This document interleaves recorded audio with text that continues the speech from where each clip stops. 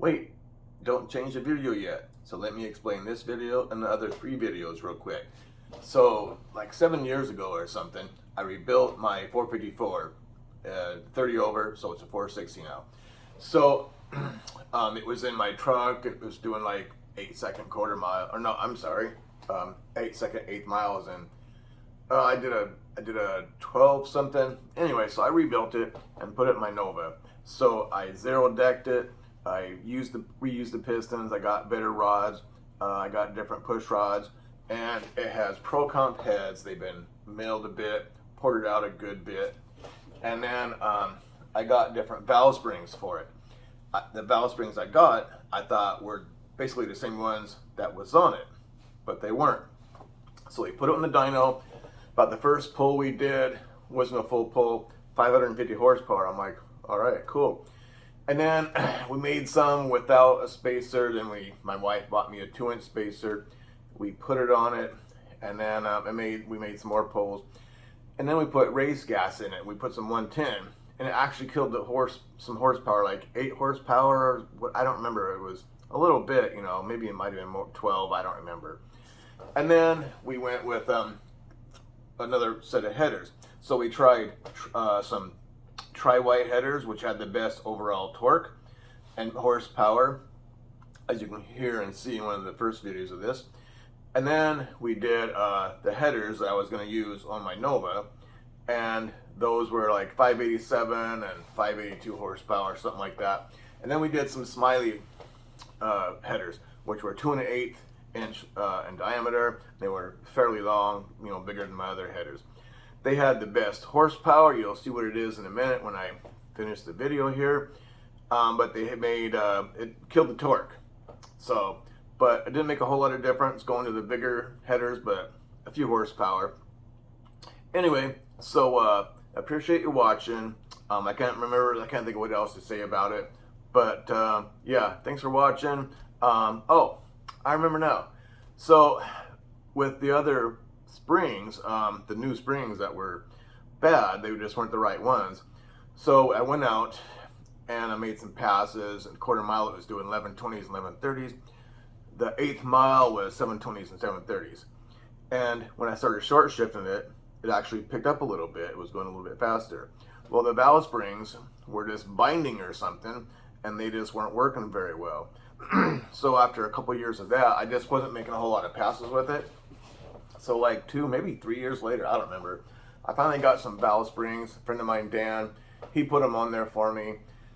And then we went up to Woodburn, Oregon. He made some passes.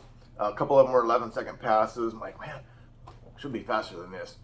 Well, the rotor on a distributor, it was loose, so he fixed that.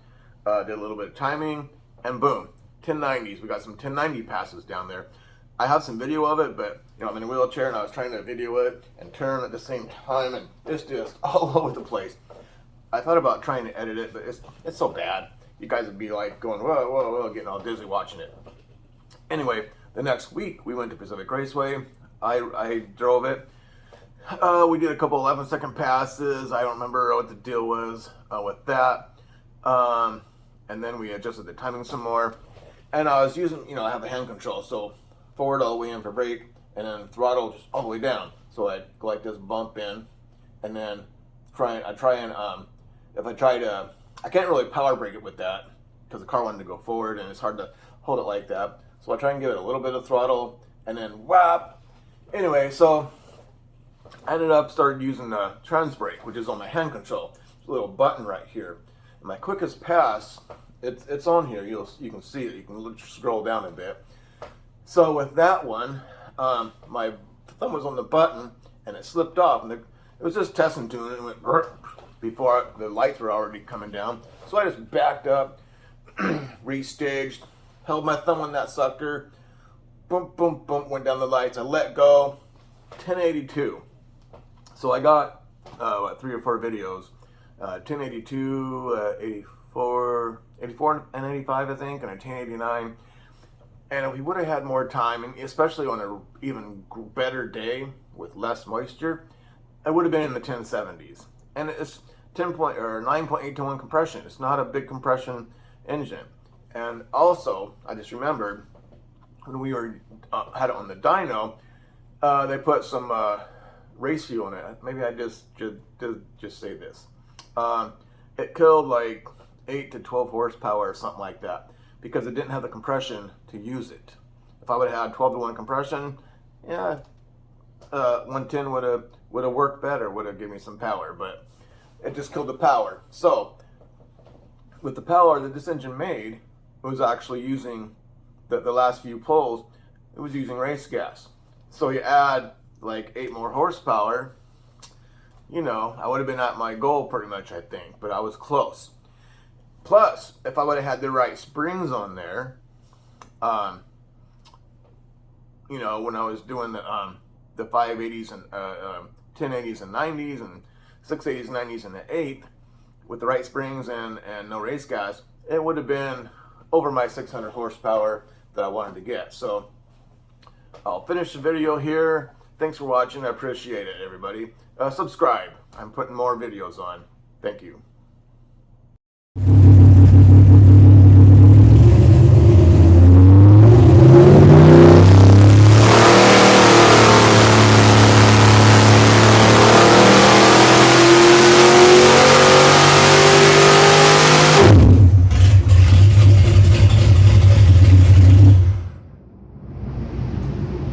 Alright, we're done. 590? 590.1. 590. Woo! Yeah.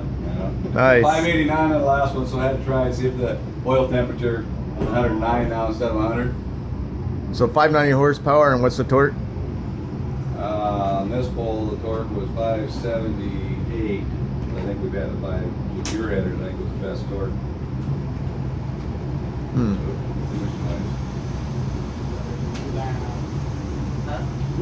Cool down. Yeah, it's hot now. It might be a little warmer now for some reason. Yeah, a couple back-to-backs make a little heat. You put double the heat in everything. 587 was your best torque. And that's with my headers or the That was tri-wise? with your headers, yeah. Okay. Yours made the best torque, and then with our headers, the 581 I think was the best. With any of our headers, 581 was the best.